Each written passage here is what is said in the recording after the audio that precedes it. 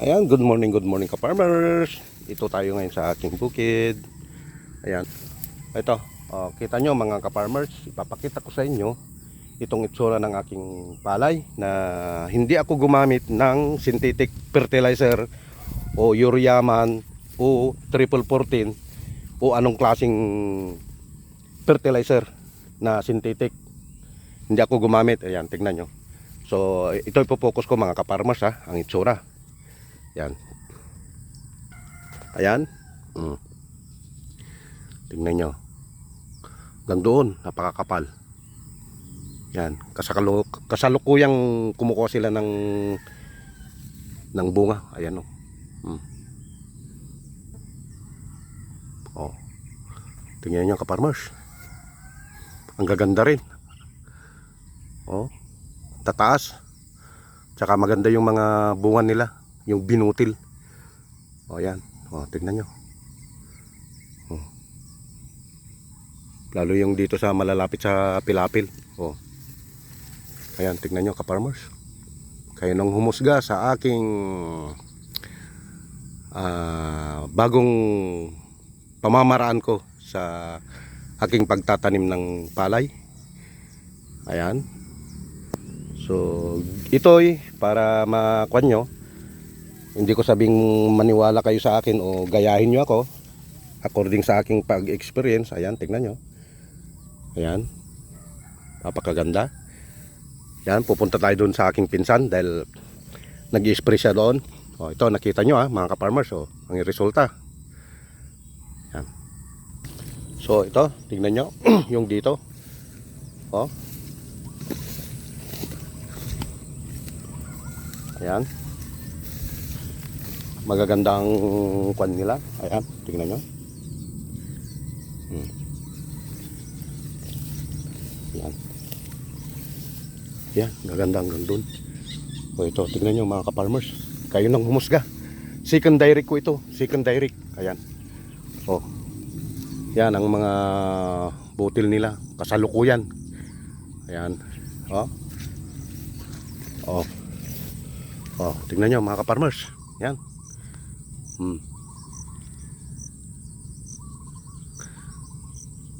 Tingnan yung mga binutil. Never na nakatikim ng abono. Wala akong ginamit na abono dito kundi yung aking liquid. Hindi ako nagpo-promote mga ka-farmers kasi ang gamit ko dito yung 3G fertilizer at saka yung yield booster foliar at saka mayroon pa akong ambition. Hinaluan ko ngayon ng ambition yung foliar. Lahat ng klase ng foliar magaganda. Ayan. O tingnan nyo. At saka yung isa kong ginagamit na laging kasama is yung molasses, organic molasses. Yung molasses pulot, yun yung iniinom ng mga kambing, baka. At saka ginagamitan ko rin yun sa aking babuyan. Pinapainom ko dun sa aking babuyan. Pinantitimpla dun sa kanilang pagkain. At saka dun sa kambing. At saka yung mga alaga kong pato, manok, pabo. Yan. Yung molasses. So, ito ang resulta. Kita nyo mga ka-farmers.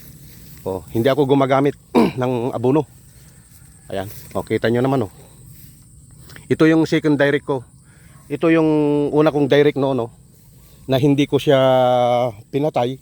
O, tingnan nyo ang bunga. Very late na kasi dahil umulan ng sunod-sunod mahigit sa linggo. So, kahit nung pwede ng referen, hindi pwedeng i-refer kasi nga yung sunod-sunod na ulan, mahigit sa linggo. So, ngayon, umaraw nung Sunday ng tanghali, tsaka Lunes. Ngayon, Martes, baka sakaling ma-refer na ito. Oh, ayan, tingnan nyo doon ka-farmers. Yan. Ito yung first direct na kahit na inispran ng pandamo, nakabuelo pa rin yung damo kasi nga walang ulan, walang tubig. So kahit na anong spray natin mga ka-farmers, kahit na anong tapang nung pang-spray na pandamo, kung ito'y walang tubig, useless lang.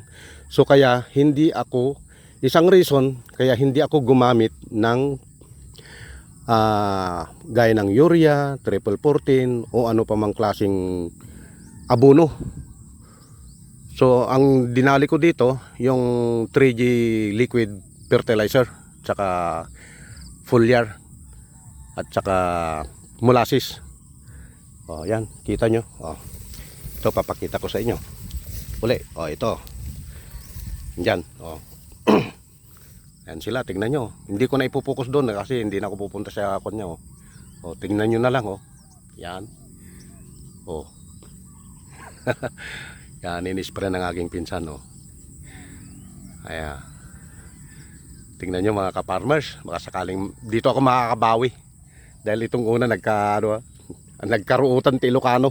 Yan. Ayan. Dami ng damo. So ito ang kalaban naming mga farmers, itong damo pag walang walang saudulan, umaasa lang sa saudulan kasi nga wala namang second crop.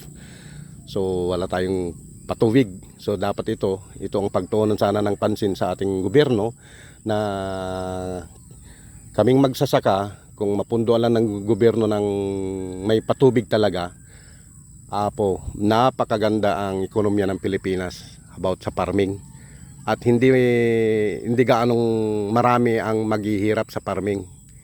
Dito lang sa ating bansa ang napaka-for ang farming. Sa maunlad na bansa, sila ang mayayaman. Walang panalo yung mga trabador ng gobyerno nila. Yan, komparasyon mga ka-farmers. So ito sana kung mapanood ng ating mga ka-farmers, share lang. At saka ating mga magigiting na senador, presidente o mayor man o ano pa man, congressman, kung alin ang nakakasakop sa ating lugar, yun sana ang pagtuunan nila yung farmers. Yan. Kasi dito tayo kumukuha ng pagkain. Ayan. Kung walang magsasaka, walang magbubukid, paano na tayo? Puro tayo umasa na sa importation na palay. Ito ka-farmers, ito na. Hindi nawawala. Ito ngayon pinagmix ko yung yield booster at saka yung ambition. Ambition ito. Ayan, at isa pa dito sa ambition, mayroon siyang phosphate. Dito lang ng ibang foliar na wala yan. Tsaka yung molasses, yung pulot. Yan. Pinaghalo ko lang yan, Tapos nakamix na dito mga ka-farmers. Yan. Yan ang aking sekreto. Paano mga ka-farmers? Don't forget to share and click the notification bell para updated pa kayo sa mga susunod ko pang vlog. Dahil hindi lang naman ito